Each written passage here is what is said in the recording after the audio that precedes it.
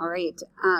The brain is a muscle, and just like any other muscle, if you're preparing for a band concert or a soccer game or a football game, you're going to warm up your muscles. You're going to kind of practice before you do the big game or the big day or the concert or whatever it is that you're doing, or like a running event. You're going to warm up before the race. So we're going to look at some strategies to manage your brain, treating your brain kind of like a muscle, because it is. It's a really big muscle. So we're going to work on strategies to maintain our calm during the test. Anxiety happens in everybody. It's a natural reaction to stressful situations. Some people have more anxiety than others. And normal anxiety usually helps us be prepared, alert, and practice for upcoming events or situations. But as you have more and more anxiety, it can actually cause your brain to close down and be unable to access the information that you know. So what happens when your brain starts getting anxious? Typically, people will go into a fight, flight, freeze, or fawn kind of thing, where either you want to like fight. I mean, this is like primal when we were cavemen. You like want to fight off the threat. You want to run away. You freeze because you don't know what to do. Or fawning is one that kind of came about more recently as a label. It's when you just kind of, oh, I'm taking a test. If we're taking a test, like, oh, I'm taking the test, you just start circling C because you don't know what to do. So you're just performing a surface level engagement. You're not actually thinking about the problems. You're just trying to get through it to get it done. I'm sure some of you can do some reflection and think like, oh, what do I typically do when I get in an anxious situation? Do I try to avoid it? Do I leave? Do I go to the bathroom? Do I go fill up my water bottle so that I'm just like leaving the actual situation, flight? Do I freeze? Do I just hope nobody talks to me, looks at me, and I hope that nothing happens? I can just hide. Or do you just choose C the whole time? Fighting would be more like arguing to try to avoid the actual situation. So how can we cope with this?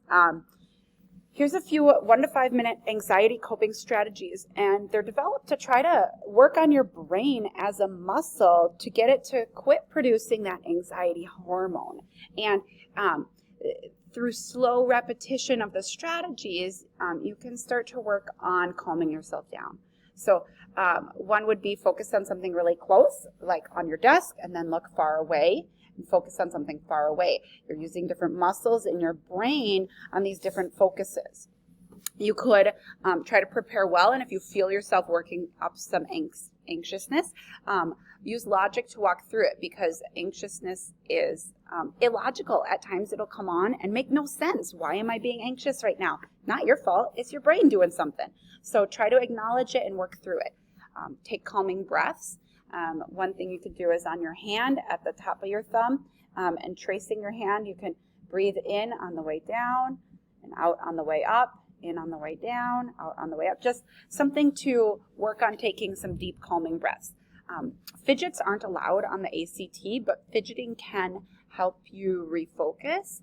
And one thing would be to twiddle your thumbs in opposite directions, or perhaps take the strings on like a hoodie and fiddle with those, or something small that is allowed. Those kind of things might help. Test fatigue is another thing that could happen to your brain. Have you ever felt like by 6th hour you're just done? Like you can't concentrate and you don't know why. You want to. You're really working hard at it, but you're just unable. Well, test fatigue is a real thing. And it's when you've made so many decisions that your brain loses its ability to focus. So how do we deal with that? Some coping strategies would be to start fresh. That's why the ACT is the only thing you do that day, because it's a really long test. You want to make sure to eat or drink something if possible during. Again, that's why they provide, I think, a snack of a granola bar and water, because low blood sugar can affect how your brain works. You want to rest well the night before. Again, I'm thinking like a football game or a band concert. You want to be fresh. You want to come into it fresh. Protein can stave off hunger pains and help your brain to function in the morning. If it is multiple choice and you don't know, don't just sit and worry about it or think about it. Try to pick an answer and move on. Maybe take a note on your scratch sheet of paper which one it was, and if you have time at the end, go back to it. But otherwise, plan on just basically like marching through them, because it is a timed test. One way to deal with test fatigue is to be well prepared, which is why we're practicing with you. Your body is made up of mostly water, and so if you're dehydrated, your brain is not going to be able to access all the information or as much. So you want to make sure you're well hydrated. If you do feel yourself starting to get test fatigue, like perhaps every 20 minutes as needed, you could do one of those anxiety coping things, or look up and just give your brain a 1-minute rest. You don't want to take a long time. If you feel yourself staring off into space, you're going to need to refocus because it is a time test. But maybe watch the clock for a minute and just watch that little red ticker going around, and that can give your brain the break that it might need. So what's one strategy that you're going to try today? Maybe try something. It's always best to practice a strategy before the test or the big day, because otherwise you're going to get stressed out about which strategy to use to handle your stress. So pick one and practice it.